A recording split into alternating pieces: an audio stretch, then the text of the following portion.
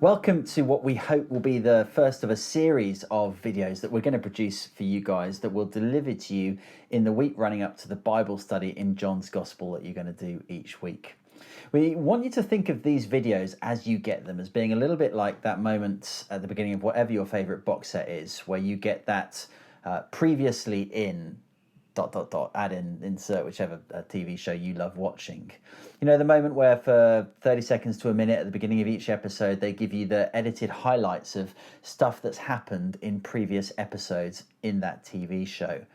They give you those edited highlights because you need to know what's happened in the story beforehand in order to make sense of what's going to happen in that episode. Any good box set is a story that's evolving and developing all the time. You've got to know what's gone before in order to make sense of what happens in that particular episode. Well, the same is true in John's Gospel. John didn't sit down on a wet Saturday afternoon and think to himself, I probably ought to just write down what I can remember of Jesus' life. I'll do it roughly in order and we'll just get as much as we can in. Now, he himself says at the end of his Gospel in John chapter 20 that he's quite particular in what he's decided to record and how he's decided to record it. And that means there's a flow of thought developing as the gospel goes along. And we've got to keep that flow of thought in our minds if we're going to make sense of any individual episodes. You can remember back to John chapter 1, verses 1 to 18, and what's sometimes called the prologue of John's gospel, that more poetic beginning to the gospel, where, in a sense, all of the themes of John's gospel are packed in there.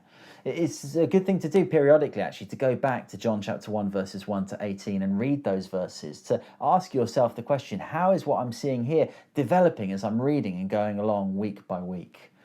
And then we dived into the narrative and into John's first main section, chapters 2 to 4, topped and tailed as those chapters were by two of John's 7 sign miracles. Sign miracles because that's what John himself refers to them as, and because they, well, like signs do, they point to something more significant than themselves. Those two miracles in John 2, the wedding at Cana, and the end of John 4, the healing of the official's son, also at Cana, both topped and tailed a section and gave us a signpost to what Jesus had come to bring: life, eternal life in the fullest sense of those words.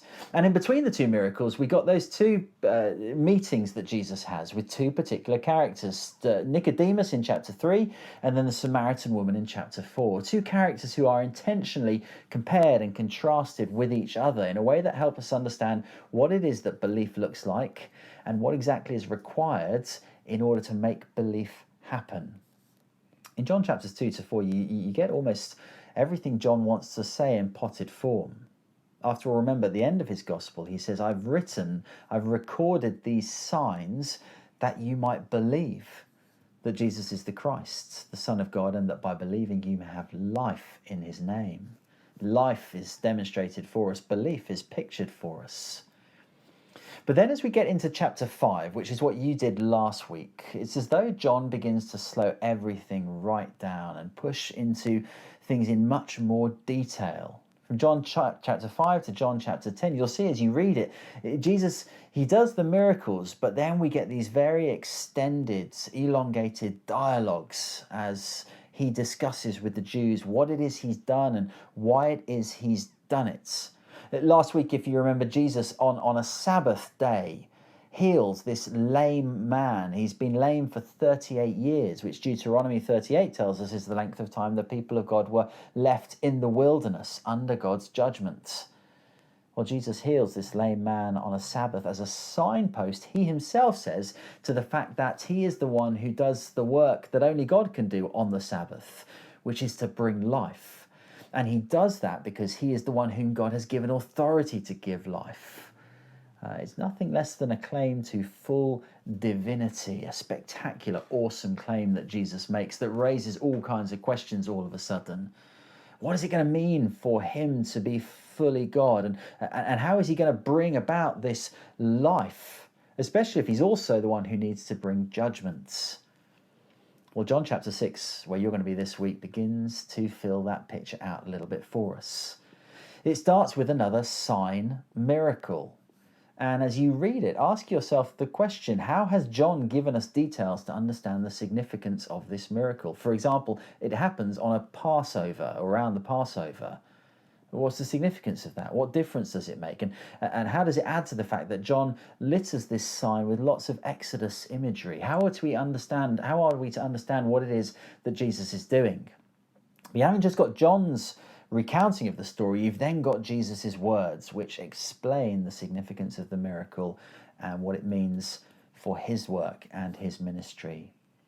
But as you enjoy seeing that miracle and seeing Jesus explain its significance, take note of how the people around him are responding. Because if you can remember back to last week, you will remember that it got quite feisty. The Jews were there looking on, and by verse 18 of chapter 5, they were planning how they were going to kill Jesus. They hated the claim that he was making and were plotting his death. Well, now in chapter 6, Jesus withdraws to Galilee, to a far-flung part of Israel, maybe hoping he can get away from it. But it seems like the Jews are following him because of what they've seen. What are they going to make of this next miracle? How are they going to respond? And what is that going to tell us about Jesus? And what is it going to tell us about them?